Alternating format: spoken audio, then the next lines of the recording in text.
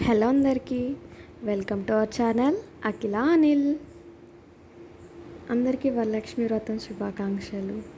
పూజ ఎలా చేసుకున్నారో కామెంట్ చేయండి.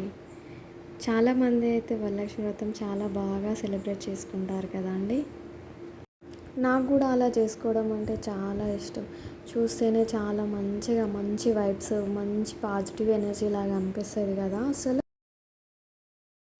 కానీ మన విలేజెస్లో చాలా తక్కువ మంది సెలబ్రేట్ చేసుకుంటారు కదా వరలక్ష్మి వ్రతం.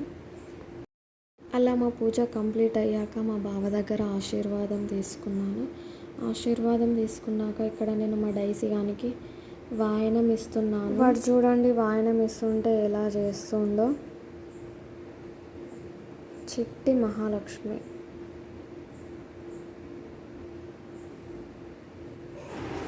మేమైతే టెంపుల్కి వెళ్ళినాం. టెంపుల్కి వెళ్ళాక అక్కడ చూడండి ఎంత క్రౌడ్ ఉందో. పిల్లల్ని తీసుకొని అంతమందిలోకి వెళ్ళడం అంటే చాలా కష్టం కదా అసలు.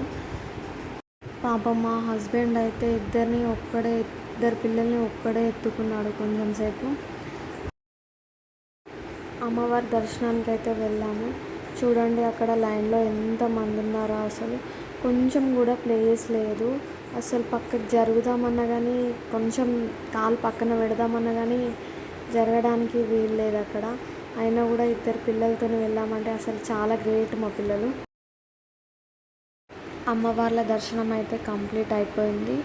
దర్శనం అయిపోయాక నేను అక్కడే ఉన్న కొంతమందికి అయితే వాయనం ఇచ్చాను. చాలా ప్లెజెంట్గా అనిపించింది నాకైతే. చాలా మంచిగా రిసీవ్ చేసుకున్నారు వాళ్ళు కూడా.